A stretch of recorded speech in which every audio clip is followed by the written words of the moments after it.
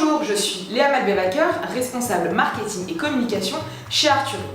Aujourd'hui, je vais essayer de voir avec vous comment réussir à convertir vos visiteurs en clients. C'est parti. La première étape, c'est simplement de récolter leurs adresses mail. Alors, comment faire pour récolter une adresse mail? Parce que, logiquement, ils ne vous la fourniront pas sans quelque chose en contrepartie. L'astuce est très simple. Il suffit simplement de leur proposer un contenu. Donc, ça va être un contenu qui va être gratuit, qui va avoir une valeur ajoutée pour eux. Vous allez pouvoir proposer soit une vidéo, typiquement comme ce que je suis en train de faire là, soit leur proposer un contenu un petit peu plus riche, comme un e-book où vous allez traiter vraiment une problématique. En échange de ce contenu gratuit qui est d'autant plus qualitatif, ils vont pas avoir de mal à justement laisser leur adresse mail. Vous, ça va vous permettre justement de constituer une chose très importante qui est votre base de données.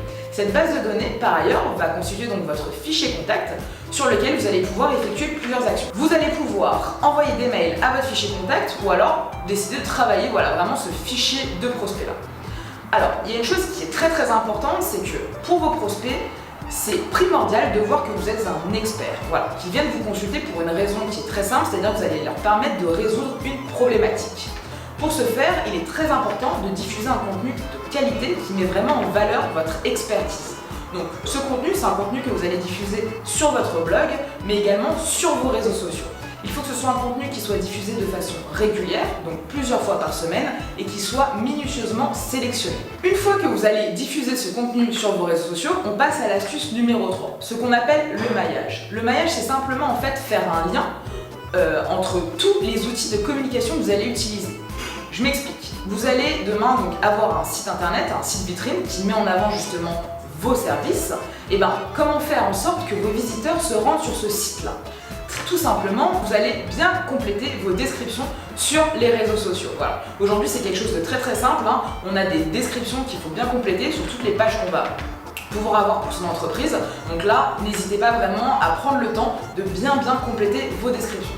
Vous laisserez donc l'adresse mail de votre site et c'est ce qui va pouvoir justement générer du trafic sur votre site internet. Une fois que vos visiteurs se rendent sur votre site internet, parce que vous avez réussi justement à générer du trafic, il est très important que tout de suite ils comprennent à qui ils ont affaire, quelles sont vos valeurs et en quoi vous allez pouvoir les aider.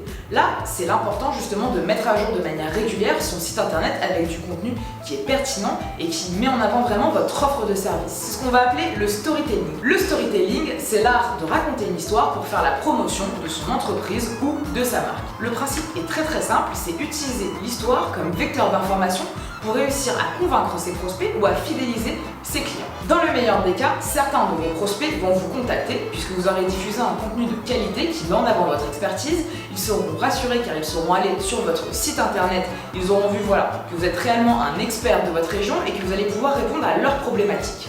Si jamais ce n'est pas le cas, si vous voyez votre téléphone ne sonne pas, qu'aucun prospect ne vous a recontacté, pas de panique, ne vous inquiétez pas. Il va falloir relancer vos clients au cas par cas. Donc en fonction des actions qu'auront faites vos clients, c'est-à-dire est-ce qu'ils sont allés consulter vos articles, est-ce qu'ils vous ont appelé une première fois, est-ce que vous avez eu un premier rendez-vous avec eux, vous allez effectuer des relances, soit par mail, soit par téléphone. Aujourd'hui, il faut savoir que l'expérience client est au cœur de toutes les préoccupations des entreprises. Il est important que votre client, que vos prospects se sentent uniques et se sentent privilégiés. Vous trouverez tous les autres détails dans l'article. Si cet article n'a pas répondu à toutes vos questions, n'hésitez pas à nous contacter sur notre ligne directe ou à nous laisser un petit commentaire. Je vous souhaite une très bonne journée et à très vite.